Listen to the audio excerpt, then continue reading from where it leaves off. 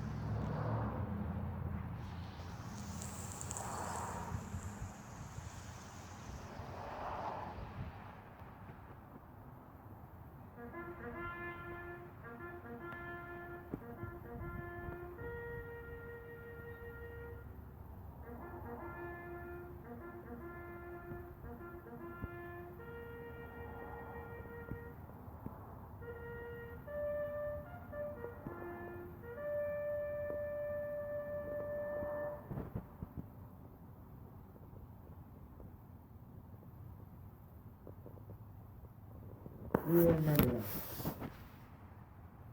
Those have gone before. First World War, John Annett, William Newman, James Ellison. The names that Legion member John Galbraith are calling in the background Died in service. Jack Doherty, You may very well know John Dewar, the family name. Fred Mason, You may very well know a Ella person that married into that family. You may very well know the actual person that became a fallen veteran. Stuart Campbell, Phil Carter, Archie Chisholm, Carl Foss, Frank Cudney, Ed Cuthbert, Lyle Dennis, John Eichenberger, Jack Fletcher, Bill Foster, Jim Foster, Art Grosvenor, Orville Grosvenor, Albert Haggerty, Robert Houston, Jack Lee, Gordon Lucas, Alan Spiegel, Walt McIntyre, Janet McLean, Gordon McLean, Howard McLean, Neil and Phil McPhail, Joe Miller, Gus Undinger, Neil Old, Bill O'Rourke, James Pickering, Larry Pierce, Mark Wright, Jack Rogers, Robert Rutherford, John Shaw, Frank Smith.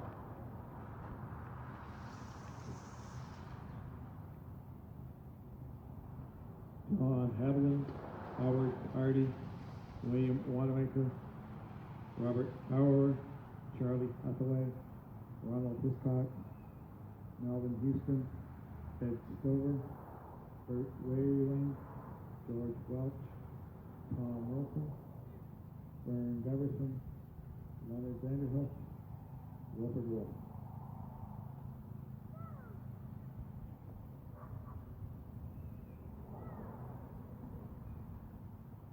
O God, we remember before you those who laid down their lives for freedom and truth.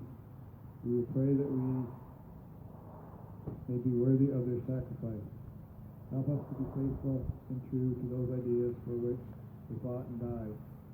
May we continue to honor their memories by our service to veterans and their loved ones. Remember our small obligation. May we ever pray, Lord of God, host, be with us yet, lest we forget. Lest we forget.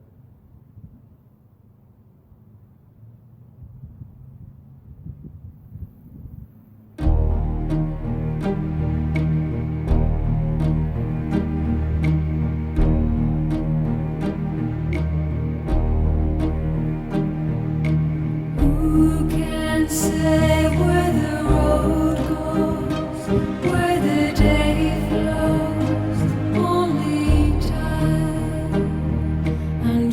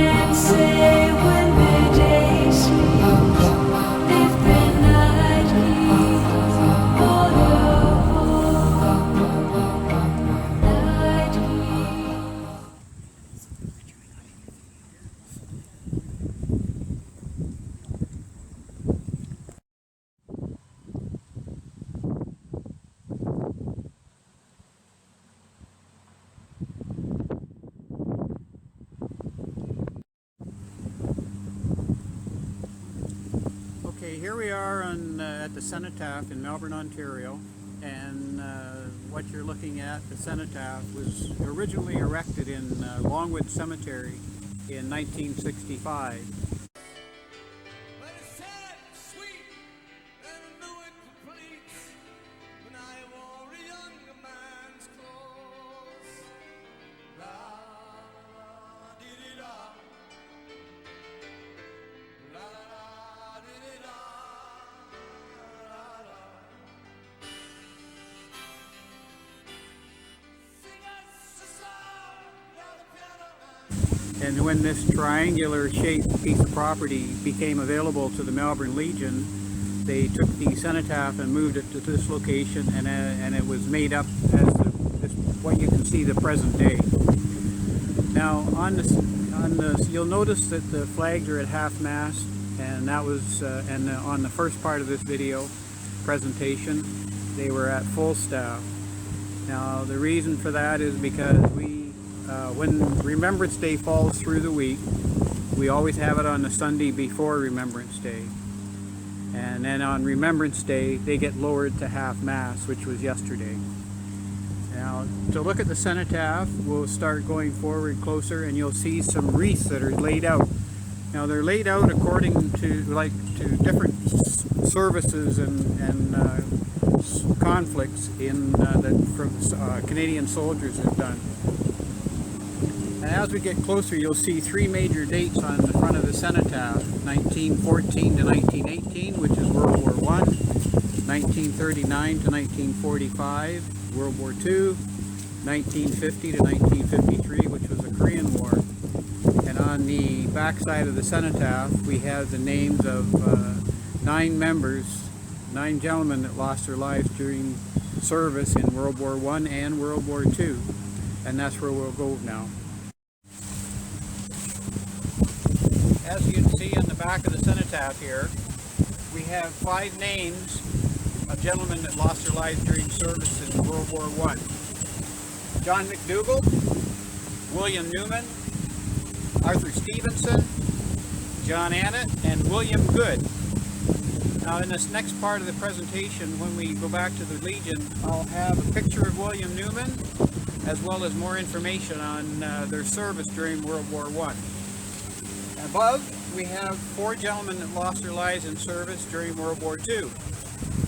John Dewar, Lauren Evans, Warren Kelstein, and John, better known as Jack Brodie.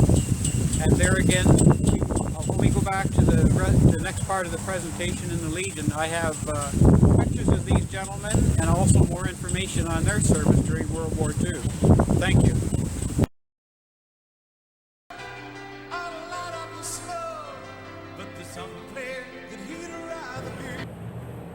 Here we are. We've come to the Legion. We, as a first part of the presentation, you were at the Remembrance Day ceremony that we had in November. But here we are. We're looking at the soldiers that were killed on the back of the monument and lost their lives in service. And we'll give you some more information, and we'll see some photos of some of those soldiers.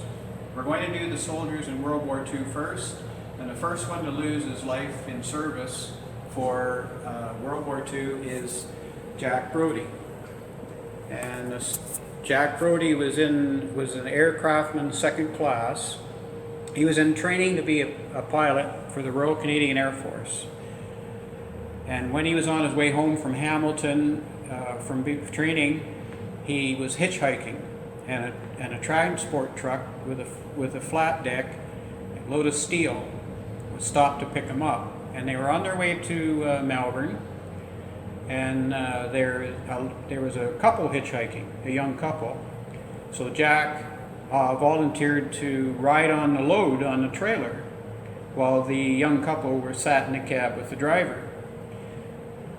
On entering Delaware, you're coming down a big hill, and the truck was going down the big hill in Delaware, and at the bottom there's a very sharp left turn before it goes across the Thames River on the bridge. And the speed picked up, and the truck went over on its side with Jack and a load of steel that got mixed up together, and Jack was severely wounded, and he was taken to hospital, and he died a day or two later. And he was buried with full military honors in the town, in the Cook Cemetery, just outside Mount Bridges. Pause. Okay. Okay, the second gentleman that is lost his life in service from Melbourne is Warren Palestine. He was a member of the Irish Regiment of Canada and fighting in Italy. And when he lost his life on May 28th, 1944, it was they were launching the attack to go out of the Leary Valley, and they were on the projection was to go and take Rome. And he was killed on the day the attack was launched, and his Irish regiment was hit with mortar fire, and he is buried in Italy. The next man that lost his life was John Dewar. Now, he lost his life on August 12th, 1944.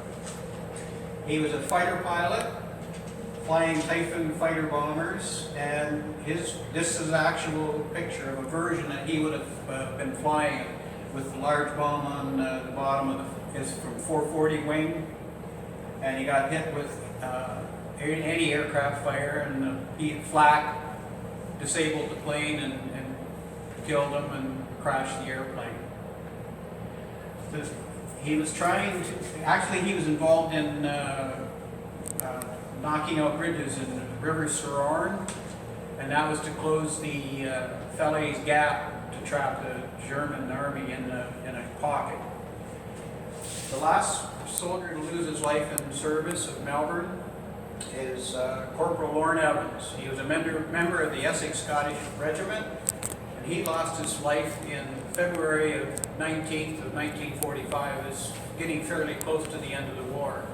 And where he lost his life was actually in Germany proper. They were in Germany at the time. And he was involved in a battle called Operation Veritable. And the Essex Scottish were the leaders of that specific battle. And when they had a counterattack from the German army after they took the Calcar Road junction, there was a big gap between the British Regiment Wessex and the Essex Scottish, which caused exploitation of that gap. And the forward two companies of the Essex Scottish were completely overrun, and the headquarters division was surrounded. And in the end, the headquarters division actually called down an artillery strike right on top of them because they were in the basement of the building. And that's what ended the attack by the Germans. And then the Cameron Highlanders came in to rescue them at that point. And then they took over the position. But there was a total of 54 killed in action, which included Lorne Evans, 99 wounded, and 54 prisoners of war. Almost, there was 200 of them. And in a company, there's 100. And then I've got some pertinent information from further research that I've done in these gentlemen's lives, and then what the consequence of a small town, Village of Melbourne, I should say. Now, one of the research that I did was I found out the Jack Brodie, who died in the accident in Delaware, and John Dewar, who became a fighter bomber pilot in the Second War. They were in public school in grade 4 together in Melbourne here at the Melbourne Public School. And they had a school bus trip that went to a small airstrip just outside the town of Glencoe, which is about 10-15 minutes from here. And they watched little small planes land and take off. And the story went that Jack and John had said, "We are going to become pilots one day." And I had the pleasure of meeting Helen Gentleman at the time, who at the time was in the same class on the same bus trip. And she said, "Yes, Red, that is correct. Story is true." And Helen Gentleman, by the way, when she grew up, she married Jack Evans, and Jack Evans was a brother of Lauren Evans. It's one of those things with a small community, how all people seem to know everybody. They're all intertwined, and it impacts that small community. Okay, here we are. We're over on we're going to talk about the 5 gentlemen that were lost in service overseas in the World War I. And over here on the right, on my right, you will see this plaque that we were fortunate enough to have given to the Legion in Branch 510 in Melbourne by the Newman family when they lost their son, William Jesse Newman. And all soldiers from World War I got these 2 medals, and their rank and name is engraved on the bottom of on the edge of the 2 medals. And their name is also on the plaque here, this medallion, and it's in the shape of a coin. There is one more thing that the families get when they lost their son or husband.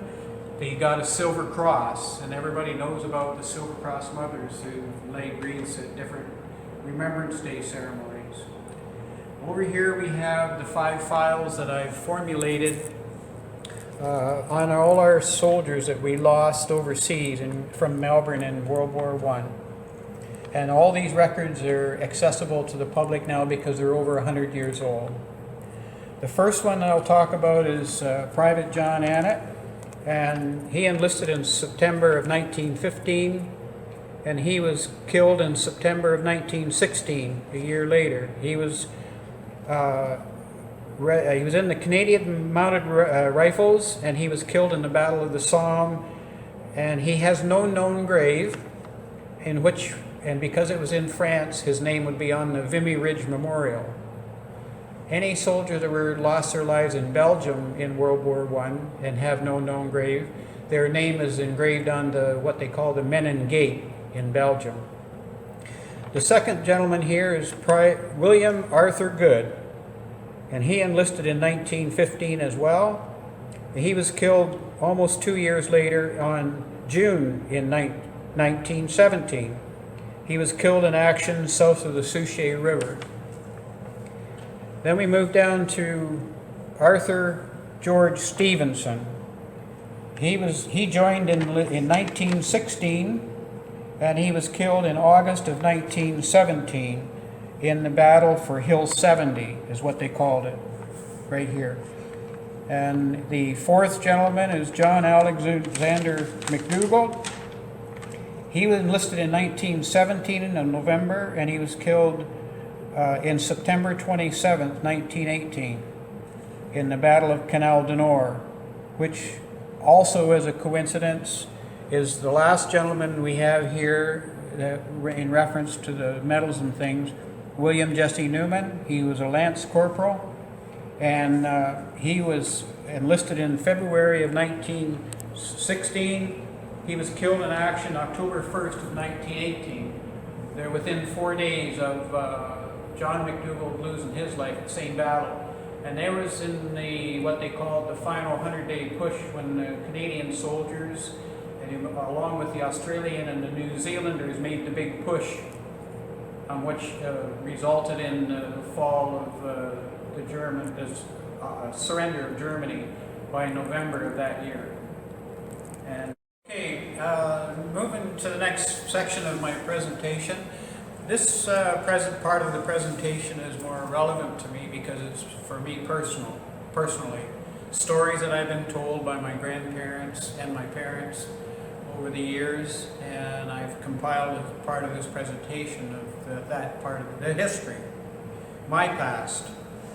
So here we have my grandfather and my grandmother as the first part of this presentation, and I'll point to the picture of my grandfather, who joined the British Army in 1917 at the age of 18.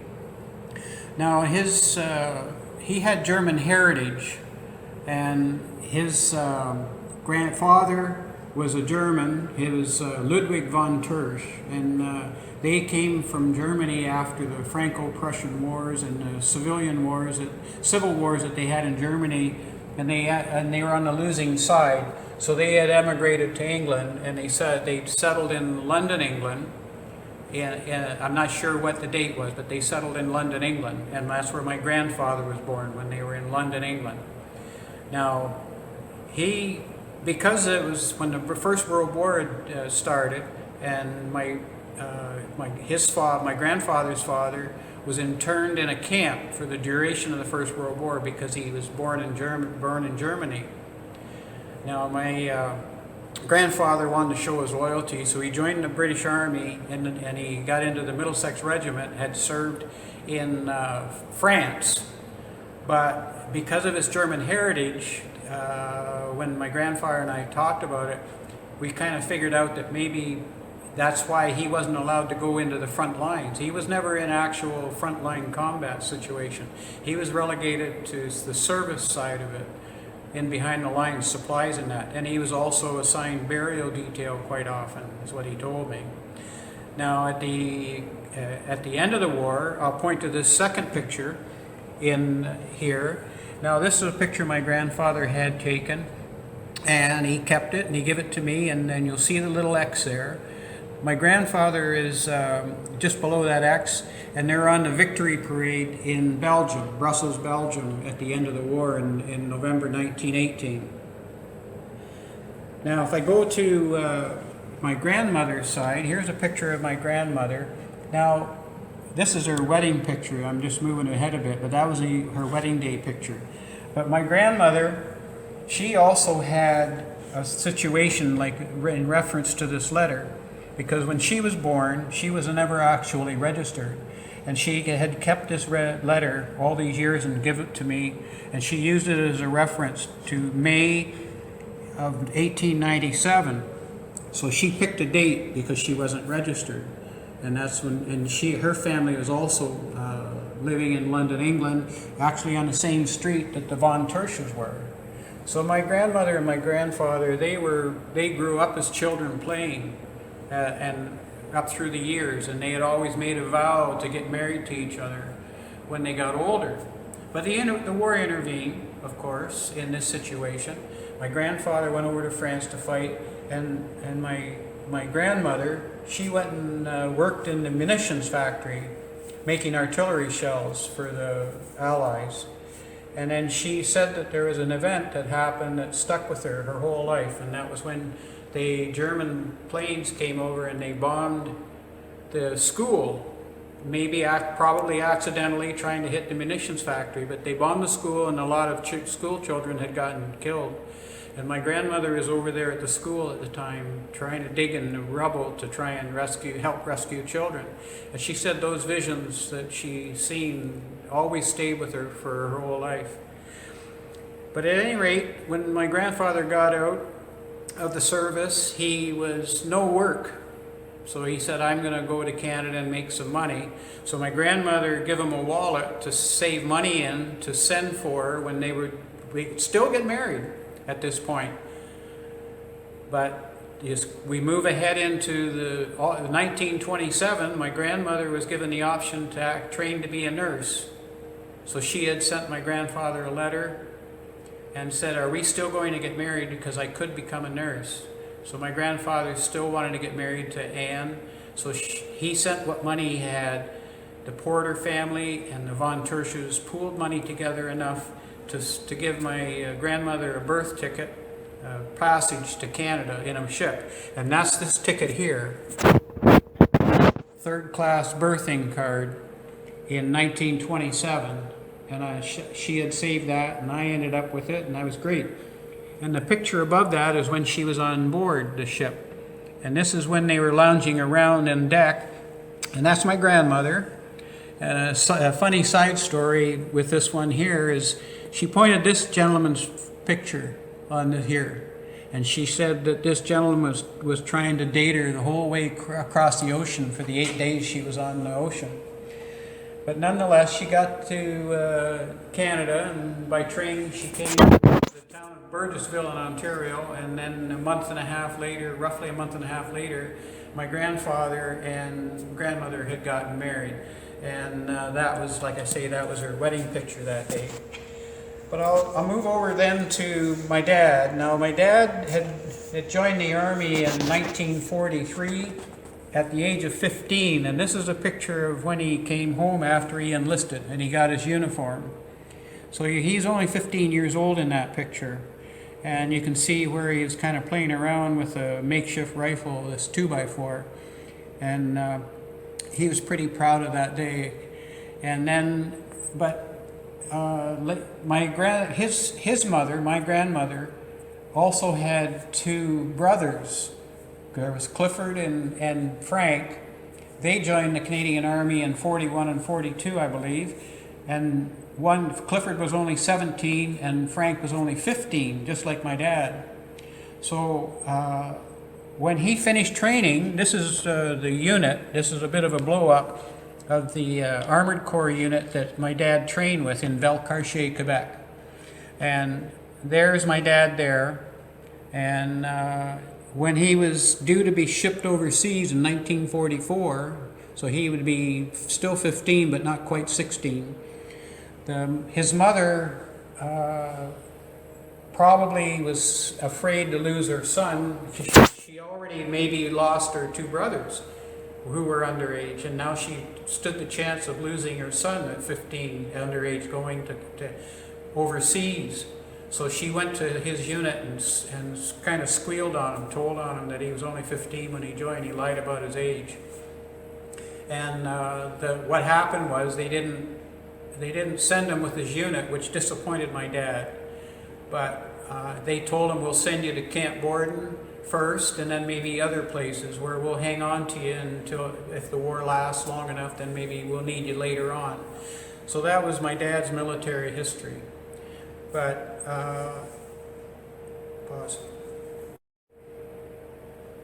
Okay, I've told you a bit about my past, and I was fortunate to have grandparents and parents who told me stories about this sort of stuff. And it's one of the things that helped me develop my passion for the military.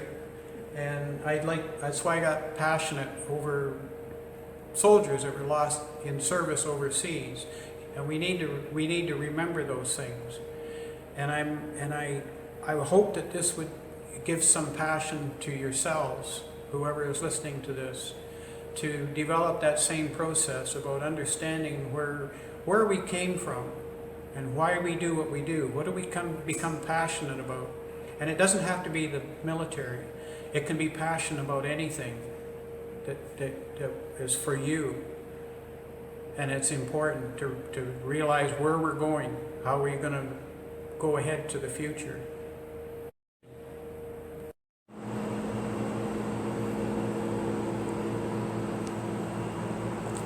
Recently I came across this calendar, and upon reflection while working on this project, I believe sums it up nicely.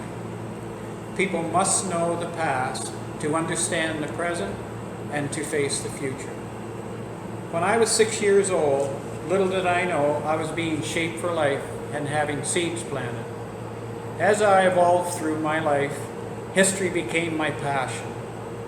So I began to listen and ask questions, not only for my present and future, but my son and grandson's present and future. I would like to impress upon all of you watching this video to ask your questions now about past family stories and events before it is too late. Find your passion. Thank you very much for listening.